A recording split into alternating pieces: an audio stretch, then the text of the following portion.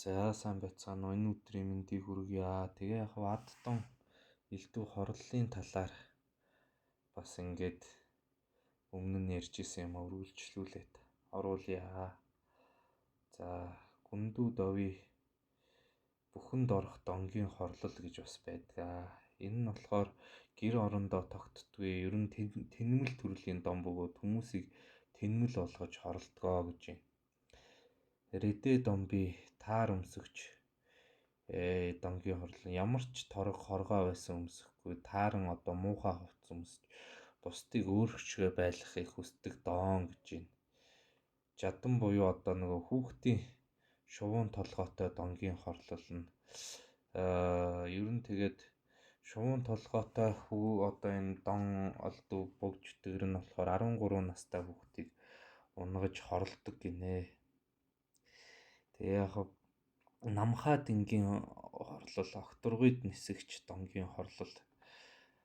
Намхаад нь намдуу гимжид шонуу дөрвөн тийм тусдаа дом байдаг гинэ. Эдгээр дон нь хаад ноёд лам хувраг дорд дөрвөн язгуурын хүмүүсийг хорлдгоо.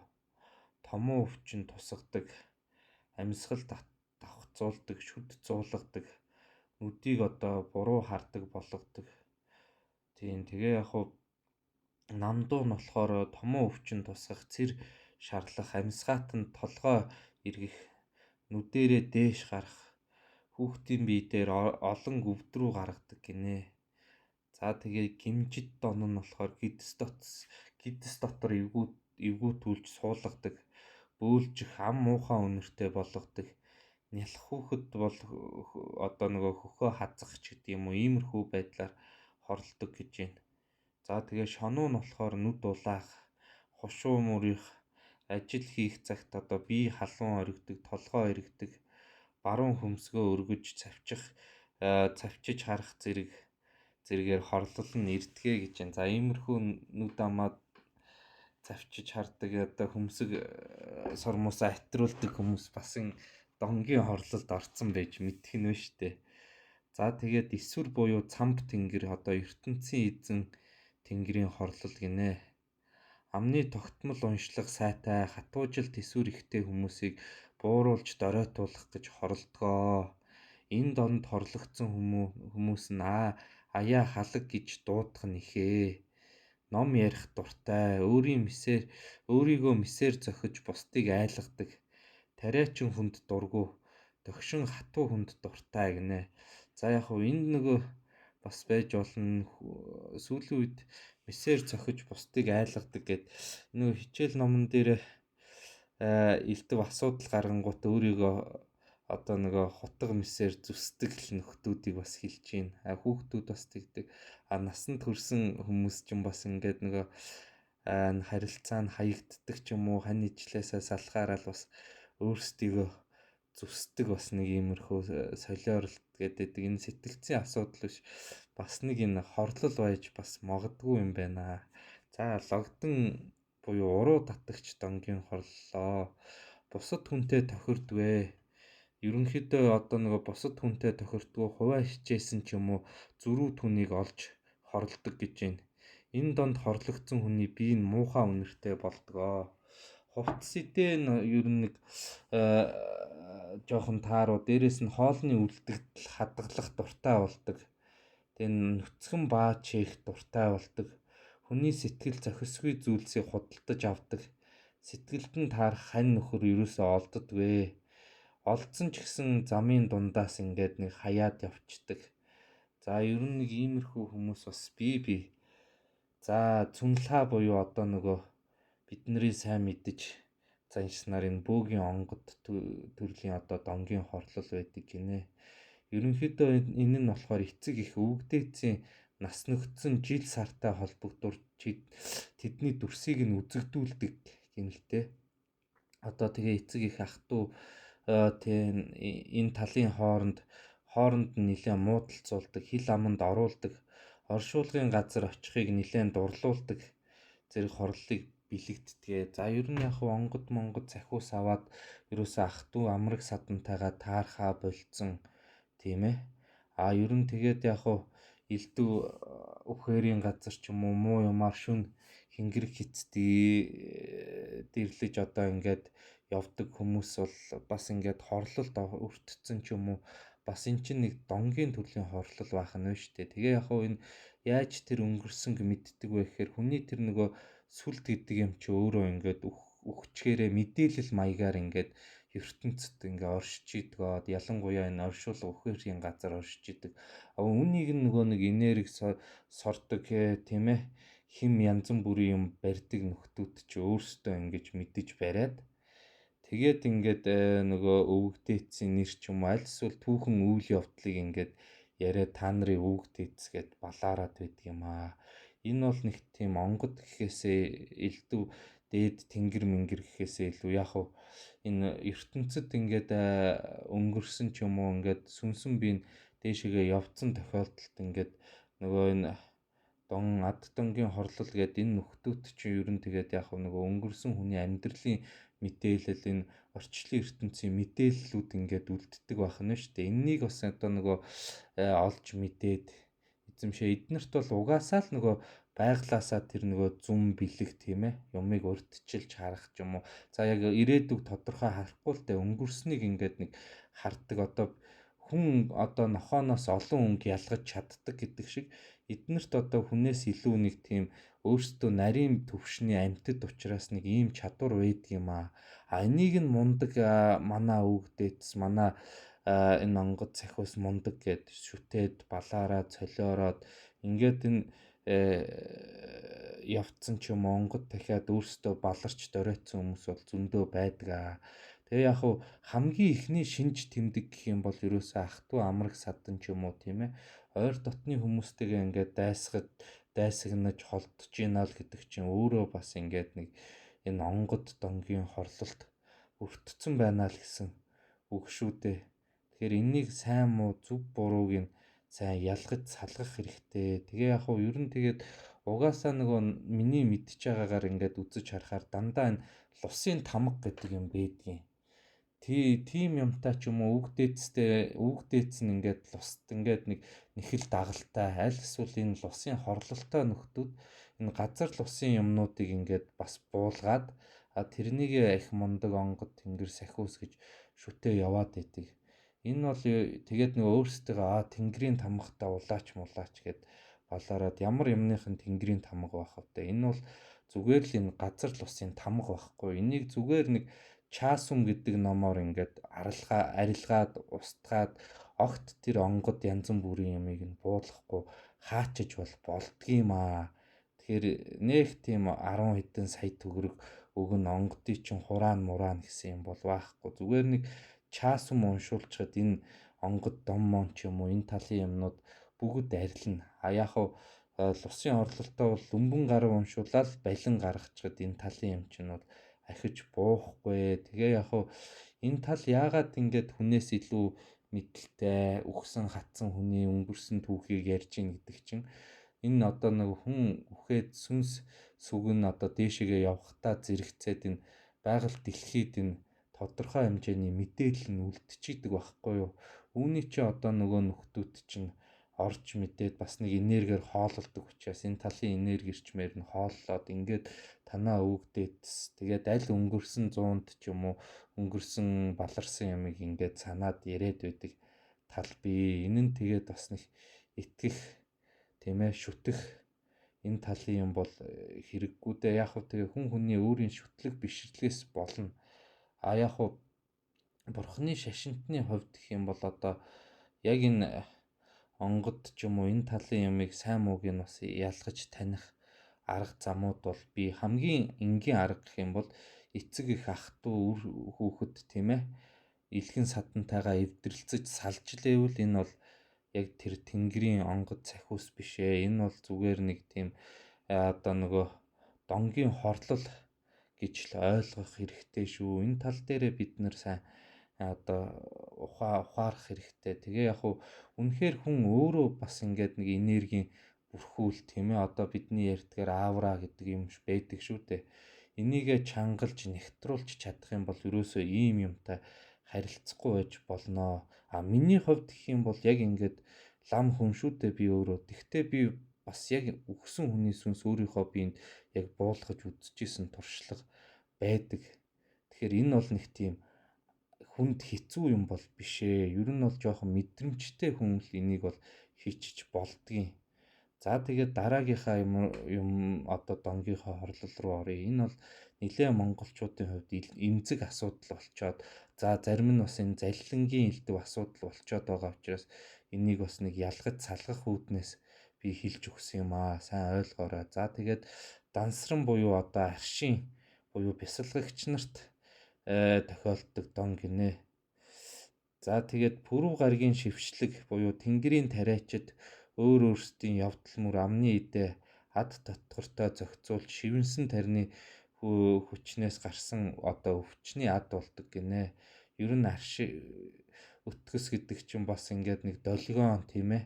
Энэ талын ямаар одоо ихэвчлэн яг нууц тарин тал руугаа одоо зүгээр бясалгал гэхээсээ илүү таринч тал руугаа л энэ гарсан одоо тийм ээ. Хүний элдв янзын засал гүрэм хийгээд тийм ээ. Энийг бас нэг арилгах тарин энэ талын юмнаас ингээд нөгөө үлдсэн нөхдүүд чинь ийм талын дансран буюу одоо аршин дом болж нөгөө нэг одоо ном гүрэм уншуулсан бас энэ лам хуврах хүнээ хорлдог байх нэ. За тэгээд дараагийн дон бол яг нөгөө ороолон гэл хэлээд байна л да. Ороолон бол ерөөсөө би бас өмнө нь ярьж исэн. Үхтлхүүр амилж буг бодзарал болохыг л ороолон гэдэг байгаа юм л та. Тэгээ яг хөө энэ нь болохоор үнэн үхтэй нойр ихтэй хүнийг л хорлдог гэж байгаа юм. Хорлогдсон хүний биеийн чичрэх, сээшин савирах, хилсэн үгэн догшин ширүүн оновчтой элдв чимэг гоёлд бол баястгаа гэж байна. За яг үхтэл хуур ч юм уу элдв талын юмд хорлогдсон хүн бол энэ талын одоо шинж тэмдэг үзүүлдэг байх нэ. За яг юмжд гинэ алгасангүй донгийн хорлол дараагийнх нь усыг хүсэж өнгийг нь хувиргадаг дон гинэ. Энэ дон хорлогдсон хүний хоолнд дургүй болгодог. Альва юмд бол тууштай биш байдлыг бий болгодог гинэ. Тэгээд яг шатаар явсан ч гэсэн юмыг алгасаж гიშгдэг, ажлыг дандаа дутуу хайдаг хүмүүс байдаг гинэ. Тэгээ яг алгасангүй дон гэдэг бол нөгөө туушгүй ч юм уу альва юмд нэг анхаарал төвлөрөх чадваргүй хүмүүсийг л хорлдог юм шиг байгаа юм л да. Ерөнхийдөө энэ талын л дон юм байна. За тэгээд жадан буюу хараалын донгийн хорлол гинэ. Ерөнхийдөө хорлогдсон хүн нь мод барьж нүцгэн гүйдэг юу ч хөө хоосон байранд ганцаараа байхыг хүсдэг гин шүү. За гарваа ванчиг буюу шилдэж одоо чивэл чулмын хааны хорлол. За одоо нөгөө буддын шашнаар нөгөө мараг л хэлээд байгаа юм л да. Ер нь нөгөө хүсэл тачааллын бурхан одоо хиндуизмаар бол кама бурхан баггүй юу. Тэгэхээр энэ маань ерөнхийдөө одоо нөгөө ертөнцийн тэнгэрсээс илүү энэ ертөнцийг одоо жолоодож тийм ээ явдаг их одоо хүчтэй чөтгөр байгаа юм. Тэгэхээр үүнийг бол ер нь тэгээд яг одоо шинж тэмдэг гэхээсээ илүү ерөнхийдөө хорлогдсон хүн ч юм уу хорлолын тухай бичсэн байна л та. Тэгээ яг ерөнхийдөө энэ ертөнцийн л бол хамгийн хүчтэй л одоо чөтгөрл гэж бодож болно. Одоо христийн шашнаар бол эн чинь сатан юм баггүй юу. За тэгээд яг ер нь бол нийт амьтдыг бүгднийг хорлдгоо. Буян ном үйлдэгчдийг хорлдог. Одоо бүх ертөнцийн амьтад бол энэ марва буюу одоо чивэлж шулмын эрхэнд байдаг гэдэг байгаа юм. Тэгээ яг бүхнийг мунхруулдаг. Тэгэд согтууруулах, шунхааруулах, завхаа зайдан болгох тийм ээ. Сэтгэлийг нь зовоох, буян үйлдэлийг нь болиулах, завхруулах зэргээр хорлдгоо гэдэг. Яг бурхан багш дээр хүртэл тэгдэг шүү дээ. Мара одоо элдв шалдуу гоё чимэг гоё сайхан зүйлсийг харагдаг. Энэ бас нөгөө хүнийг яг бясалгал гэгэрлийн үед одоо энэ ертөнцөд хүлэгдсэн хамгийн сайн сайхан мэдрэхүүн таашаалыг бас ингээд хүртээдэг л гэж ярьдаг юм л да. Ер нь хүнийг гэгэрэлт ч юм уу тийм ээ. Яг энэ зовлонт ертөнцийг одоо гол хүлдэг. Тэгээ яг үннийг хэлэхэд энэ бол гарваа ванчиг бол яг бодит чулам гэхээсээ илүү хүний өөрийнх нь л одоо нөгөө хий төсөөлөл тийм ээ. Мара буюу зүүд гэсэн үг шүү дээ энэ чинь. Тэр нөгөө хүсэл тачааллыг л хэлээд байгаа юм. Хүсэл тачаал уур бухимдлал ярилцсан хүнийг одоо энэ мараг давж гарсан урсгал ялагчийн үрийг олцсон хүн гэж хэлээд байгаа шүү дээ. За дараагийнхаа донгийн хорлол руу оръё. За маама буюу одоо эмэг эхийн дон гэж байдаг гинэ. За тэгээд ерөнхийдөө бэлэвсэн эмийг дагаж явдаг гин шүү. За тэгээд яг хуу бэлэвсэн эмийг дагаж эр татаархуулдаг, тачаах хүсэл сэтлийг нь байнга төрүүлдэг. Завхаад хорлогдсон хүн нь ерөнхийдөө завхаа зайдын явдалд дуртай болдог. Бусдыг бас уруу татдаг. Томоо бүхсний хүүтэн зэрэг одоо энэ бэлгийн талын тийм ээ өвчнийг дэлгэрүүлдэг. Өөрөөр хэлбэл бэлгийн замын өвчнийг дэлгэрүүлж хорлдог байх нь вэ шүү. За муу буюу хамуун донгийн хорлол ганц модны дэргэд оршдгоо. Тийм. Тэгээд яг хүний хамаг хаван, цусан хаван, хийн хаван тийм ээ энэ талын өвчнөр өвчлүүлдэг. Мах цусан дурлуулж муухай үнэрт дасгадгаа гэж байна. Тэгэхээр энэ хаван дом маань өөрөө энэ ганц модонд ингэж оршдог гинэ. Тэгэхээр яг өдөө хээр явахаар нөгөө ганц модонд хүрвэл өвчин ороон инээ тэрэ гэдэг чинь бас учиртай байх нь шүү. За одоо нөгөө тэрэн буюу ганц хөлт донгийн хорлолоо гэд. Ер нь тэгээд газрын чөтгөрийн нэгэн адил хүн малын баг жижигийг нь хорлдгоо гэж байна. Тий. Шөнийн цагаар хотны нохоог үлэн хоцуулдаг. Эд эдээ ямыг нь барагдуулдаг. Хулгай дээрэмд дурлуулж хорлдог гинэ. За тэгээд яг яагаад тэрэн гэдэг нь болохоор ганц хөлтөөл нөхдүүд юм байна. За год буюу газрын донгийн чөтгөрийн хорлол. Эд эдээ тийм ээ эд дундаа эд юм мал сүргийг нь барагдуулж хорлдгоо. Эдээнд орших юм бол шимийг нь алдагдуулдаг. Малд орших юм бол гарлага учруулдаг. Тийм ажил явдал зам тохиолдож цааж бэрхшээлийг учруулан бүтэмжгүй болгодог гэж байна. Тэгэхээр яг газрын гайваа гэдэг чинь энийг л хэлээд байгаа юм л да. Тийм.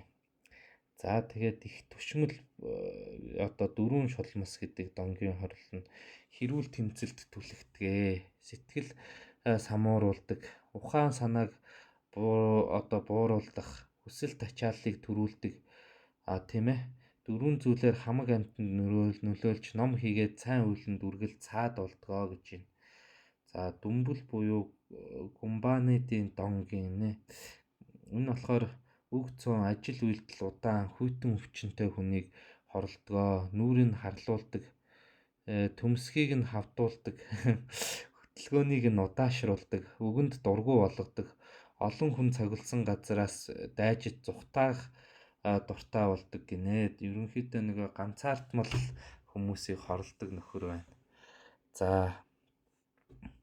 тэгээ яг энэ дидра буюу одоо энэ нөгөө хутга мэсний дон гэж байгаа юм л да. За энэ маань бол ер нь бол бас л нэг төрлийн хэцүүл дон л доо. Тэгээд яг ер нь тэгээд илбэрл муутай хүмүүсийг л сонгодог. Тийм ээ. Үүнд шүглдэг. Өөрөөр хэлбэл хүний ачийг мэддэггүй хүнд л их хвчлэн шүглдэг юм байна л да. Хэрүүл тэмцэлд одоо оруулж тийм ээ хутга мессийн ч юм уу тийм ээ дээрэм мэтийн үйл хэрэгт одоо өөрөөр нь үйлдвүүлж өөрийнх нь амьдралыг өөрөөр нь буснуулдаг л дом байх нь шүү дээ. Тэгэхээр юм гартаа юм барьдаг ч юм уу хэрэгэл зодон юмд бол ингээ хутга шүүг бариад байгаа нөхдүүд бол энэ дидрагийн л хорлолт өртцэн нөхдүүд бас байж болох нэ. За тэгээд энэ бол одоо бас нэлээд чухал дом байна. За ланчиг буюу үр төлөөсийн донгийн хорлолоо гэж байна. Тэгэхээр энэ хүмүүсийн худалдаа наймаанд их дурлуулдаг гинэлтэй. Урд насандаа одоо үр төлөөстэй байсан хүнтэй нь бүр албаар тааруулаад гарцаагүй алдагдал үр ширэнд оруулдаг гэж байгаа юм. Тийм. Тэгээд яг хүний унлаг хөсөгт нь саад хийх өөрийн биед нь өвчин эмгэг тусгадаг сэтгэл санааны хямралд оруулдаг гаслан тийм ээ үр ширүүнд оруулж хорлдгоо гэж байна. Тэгэхээр яг бид нар бас нэг хуваарай бизнесийн хуваарай юм хийн гэд бас ингээд бусдыг шулах гэж байгаад өөрөө шулагдчих дампуурсан нөхдүүд зөндөө байдаг. Тэгэхээр ланчгийг л хэлээд байгаа. Хүн юунаас болж алддаг вэ гэхээр ерөөсөө л шунлаасаа л болж алддаг. Илүү их мөнгө тийм ээ илүү их ол зашиг илүү юм руу одоо дандаа бусадтай хатаархаж ингэж тэмцэлтээд ингээд бас ингээд нэг илдэв тийм ээ арилжаа 8 ад сорьсон юмд ороод өөрсдөө ингээд амьдралаа үгүй болдог байхгүй. Энэ бас мөрийтэй тоглоомчдыг ч бас хилжиж болно. За тэгээд эддийн дом буюу хаан дон гэж бас байдаг гинэ. Тэгээ хаад ноёд төшөмдүүдийг эдээ ундаа эд юм алт мөнгө эрдэнийн зүйлдийг шүтэж хомхоо харамт сэтгэлтэй болгодог. Дээрээс нь хэрцгий дээрэнгүй зүйлийг үзлийг бол нэлээд дэвэргэн буцалгадаг. Тий. Улмаар эд мөнгөний солио өвчин тусгаж хорлдог гэж. За одоо манай Монголын улс төрчид ч юм уу тэр чигээрэл энэ одоо эзэн адын хорлолтод өртцсөн л гэж байгаа юм л да. Тэгээд яг хөөх юм. Ер нь тэгээд яг хүний сэтгэл ямар байна? Тэр даруйд л ингээд хорлдог байгаа юм л да. Тэгээ яг энэ ад донгийн саяны юмнуудаас дуртахад ихэнх нь нэг хий биетэй хэсэглэн дүртэй байдаг бол нэг цөөхөн хід нь бол үнэхээр тийм бодтойгоор орсон чөтгөр шулан байдаг байгаа. Гэхдээ энэ одоо ороолон ч юм уу энэ талын юм нь бол туйлын багтаа. Тэгээд ихэнх нь л дандаа нэг хий бэртэй, хий дүртэй, хий биетэй. Дээрээс нь бол хүний нөгөө мунхаг тийм ээ. Энэ талын юмнаас өөрсдөнд нь ингээд муу сэтгэлээр учирсан л юмнуудыг ихэвчлэн төвдүүд буг бузрын хорлол гэж үздэг байгаа. Зарим талаараа энэ хүний өвчин ч юм уу энэ талын юм ч бас энэ хорлол гэхээсээ илүү хүний муу сэтгэлээс үүсдэг байхыг ингээд энэ буг чөтгөрөөр ч юм уу ингэж дүрсэлж гаргаж ирсэн байх яг дутагтаа байдаг юм аа. Тэгэхээр үүнийг бас сайхан бодож тунгааж авах гэхээр хандуул их үлцэтэй болов гэж хэлмээр байна. За тэгээд энэ ад дом буг бузрын талаар ярьж байгаад нэлээд л олон юм болж байна. Тэгэхээр яг энэ чөтгөр шулмастай учрах ч юм уу тийм ээ. Энэ талын юмн дээр бас би яаж хүмүүс өөрсдөө хамгаалвал зүгээр юм болов гэсэн бас нэг юм сүулт нь бас жоохон тайлбар өгмөр санагдлаа. Энэ ад дон гэдэг чинь бас хүний сэтгэлээс ихэвчлэн хамааралтай боловч үнэхээр бас нэг хий биечсэн ч юм уу хүнийг айлгаж ингэж бас нэг энерги эрчмийн сорж хорлдог нөхдүүд байна. Эднэрийг за яг тарин ном мэдхгүй хүмүүст энгийн хүмүүст зориулаад дарах ч юм уу тийм ээ арилгах аргууд байдаг. Тэгэхээр энээс бас нэг жоох нэг хуваалцъя л гэж бодлоо. Ер нь тэгээд чөтгөр шулам ч юм уу тийм ээ хий юмтай учирсан тохиолдлууд дэлхийн ямар ч оронд бол байдаг. Тэгээ яг бага саг хүн амтнаас сонссон бас ном юмн дээрээс харсан үтсэн юмыг бас ингээд нэг эвлүүлж нэгтгээд бас хүргье гэж бодлоо. Тэгээ яг буг чөтгөр ч юм уу элдв хорлолын юмтай тааруул өөрсдийгөө яаж хамгаалах талаар ч юм уу бага зэрэг тайлбар өгье. За тэгээд ер нь хамгийн эхний арга нь бол тонгорог хутгаар одоо сүнс хий биетийг дарах арга бас байдаг юм байна. Энэ нь бол эртний одоо Тайландын ламнараас ихэвчлэн гаралтай. Тэгээд тусгай жижиг хутгатай агаар гүйдэлтэй газраар явдаг байж л дээ. Ягаад гэхээр нөгөө бясалгал лам хүнд чинь гэр орон байх гэхээсээ илүү ингээд нэг тэр халуун оронд чинь жинхэнэ утгаараа л одоо ой шугуй гадаад ингээд тийм ээ гадаа ил бүгж явдаг. Тэгэхээр яг жижиг хутгатай л явдаг байж л та эднэр маань. Энэ нь болохоор зарим талаараа хоолундаа хөшгөлж идэх. Зарим талаараа нөгөө буг бузрынхаа ямиг арилгах зэвсэг болдог байж.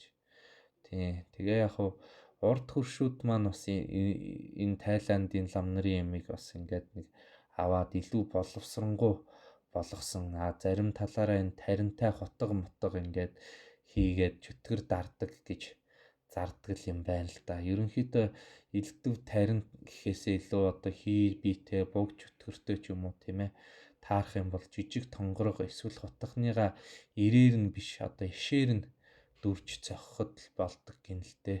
Хэрвээ ирээр нь одоо ч юм уу тийм ээ сүнсийг хутгалах гэвэл өөрөө хохирох зарим талаараа асуудалтай байдаг гинэ. За тэгээд энэ нь бас нэг дараагийн арга нь болохоор ад цэцгэр элдв барцдыг бол нэг шалгарсан дарах арга байдаг. Шээж хөөх арга байдаг. Одоо морь цор тушдаг мушдаг ч гэдэг юм уу элдв асуудлуудыг шээчгээр бас ингээд явцдаг ч юм уу. Ийм юм байдаг. За яг хоо энд аргыг бол хүмүүс нилээ мэдтгээ. Тэгээ ер нь нэг гүйдэл явдал суудалтай газраар бол морь ч юм уу машин явхаа болчдөг ч юм уу ингээд саатчдаг. Тэгэхээр н морьныхоо дөрвөн хөл рүү ч юм уу дөрвөн дугуун руу шээчгээр бол явцдаг. Гэт энэ яг нөгөө тээврийн жолоочдын хувьд ч юм уу их шалгарсан арга байсан гэд байгаа юм л да. За тэгээд дараагийн 3 дахь арга нь болохоор энэ бидний сайн мэдэх нэг ургамалтай холбоотой. Тэгэхээр энэ сармис хэмээх хид хидтэй ургамал байдаг юм л да. Тэгээд яг хэдий хоол унданд хэргэлдэг өмхий ч гэсэн бас эн чи эрэг нөлөө байдаг гиндэ. Оршуулга үхэрт ч юм уу тийм ээ сүнс сүг буг бузартай газараар явахдаа энэ сармис зүүж явах юм бол сармис биендээ авч явах юм бол альва юм муу юм мэдрэгддгүйгээс гадна ерөөсө халдаж чаддаггүй гэнэлтэй. Тийм монголчууд ер нь нөгөө эрт цагаас энэ хүүхэдтэй сармис зүүдэг нь ер нь зөвхөн ханиад томоо гэхээсээ илүү муу зүйлсээс бас хамгаалдаг байсан гэж үзэж бодно. Эсвэргээрээ лам хуврах ч юм уу, шашин номын ч юм уу, бясалгах ч юм сармис идэх юм бол уншлаг гүрм нь хүчгүй болдог. Мөн итгэл сүсэг нь одоо буурдаг гэж үздэг. Тэгэхээр одоо сармис бол сайн муу тийм ээ бүх юмыг л аль талаар нь хаадаг ургамал байх нь л дээ. За дараагийнх нь болохоор хонх байгаа. Тийм. Одоо энэ дэлхийн томоохон шашны хийдүүд одоо энэ бурхны шашин гэлтгүүн олон шашин хийдүүд хонхтой холбоотойгоор нэлээд одоо буг бузрын ч юм уу хий биетэй асуудлуудыг шийддэг байгаа. Бурхны шашны үзлээр бол хонх бол ерөөсөө л хоосон чанарыг бэлэгддэг. Тийм харин христийн одоо үнэн алдарт нь ч юм уу католик шашинтнууд өөрсдөө бас нэлээд хил амтай болсон ч үдээ. Тийм. Тэгээ өөрсдийнхөө бохир энергийг эднэр яаж цэвэрлүүлдэг вэ гэхээр том хонхнуудыг учир зүггүй цогтөг байгаа. Тийм хонхны долгио дуу аваа нь болохоор доод хэлбэлцлийн нарийн биет тийм ээ сүнс сүгийг завчиж хідэн хэсэг болгож энэ долгионороо тасалдаг байгаа, сарниулдаг байгаа. Эн чинь бас нэг төрлийн долгион л явдаг байхгүй юу. Тэгээ яг хуу сахиус бурхтад энэ хонхны дуу бол таатай сонсогддог. Эсвэргээрээ ер нь буг бузрын юмд бол тасар татж байгаа юм шиг гутганы иршгэл санагддаг юм байна л да. Тэгэхээр яг ном гүрэмд хонх дугаргаад байдаг нь бас нэг талаараа бол бурхтад хөгжим өргөж байгаа. Хоёр дахь юм бол энэ нөгөө хий бит буг бузруудыг тасалж арилгаж байгаа л хэрэг байх нь шүү дээ. За тэгээд яг энэ өргөстэй харгана гэж нэг ургамал байдаг. Энийг бас энэ буг бузрын юмыг даллад дарахад ашигладаг байж л дээ. Тэгээ яг ер нь нэг олон буг бузартай ч юм уу хийм хорогдсон байр сав газар оронд бол энэ өргөстэй харганыг тавьж залснараа ер нь тийм ээ татга хаалган дээр нь ном уншаад тавьснараа муу юмыг оруулдаггүй хаадаг. Эсвэргээрээ бас хөөж чаддаг гэж үздэг. Тийм чөтгөр шуламын ихэнх нь одоо хий биетэй мөртлөө энэ харгана гэдэг зүйлээс бол үнхэлцгээ хагартлаа бол айдаг гинэ. Тэгэхээр энийг бас ашиглах нь ашиг тустай байх нь шүү. За тэгээд энэ одоо им шулам гэж бас байдаг. Одоо саяны хэлсэн маамо гэдэг. Энэ бас бодитоор хүнд харагдаж хорлох тохиолдол байдаг гинэлтэй. Тэгэхээр яг дүр байдал нь их нэг тийм хөхөн унжсан хүн хонхоргүйгээд одоо нөх хүний уруул дээр байдаг ховл байдгүй л гэж байгаа юм л та. Ийм дүртэй эмэгтэй хүнээр хөвчлэн нүцгэн шалтан шүндөлөөр хүн амтны өмнө гарч ирж айлгаж ичээдэг юм байгаа юм. Тэгэхээр энийг яаж арилгадаг вэ гэхээр энэ айгүй урт хөх дэлэнтэй л гинэлтэй. Тэр хөх дэлэнгийн мөрийг нь дагуулад шидчихээр л өөрөө тонилоод алга болчдөг гэж бас ярьдгийм байгаа юм. За тэгээд яг хуу иймэрхүү бол аргууд бол байна. Тэгээ яг хуу ер нь тэгээ буг бузрын юмтай хүн ч нэг тохиолдоод байдгүй юм л да. Яг хуу үнэхээр одоо нэг айсан хүнд аргал хүлдэлнч гэдэг юм уу?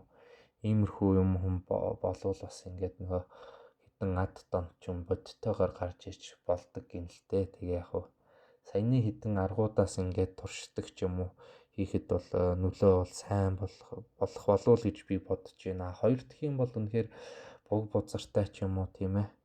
Одоо энэ хитэн түрээсийн байр хөлсөлж байгаа хүмүүс сүүлдээ зарим нь ч орог тэгээд тоохоо болчдөг юм шиг байлаа. Үнэхээр бас нэг мэдрэг хүмүүст бол ингээд мэдрэгдээд хэцүүдэд байдаг юм шиг байгаа. Тэгээ энэ талын юм хүмтэй уулзаж учирдаг ч юм уу байх юм бол тэгээд саяны аргуудыг бас хэрэгэлчихэд болноо. Би ч тэгээд яг оршуулга өгөхсдөд хөдөө хээр гэхээсээ илүү яг энэ буг бузрын юм бол энэ орон байранд л ч юм уу орон сууцанд л их хорогдсон байхтаа таарж исэн. Яг хөдөө үнэхээр бас нэр мэрээр дуудаад эргэж харахаар хүмүүс байдгүй ч юм уу. Иймэрхүү юмтай ганц нэг удаа учирч исэн. Тэгтээ бол нэг энэ арга маргуудыг бол хэрэгжилж байгаагүй. Яг хонхыг бол нэлээд сайн цогтөг учраас энэ талын юм бол нэг ээл ивэлгүй тойроо явчихдаг юм болов л гэж бодож штэ элдв хорлолгүй. Тэгэхээр яг юмыг яаж мэдэх бас ингээд нэг буг бузрын тухай ярьсан бас энийг дарах аргын талаар товч өгүүллээ.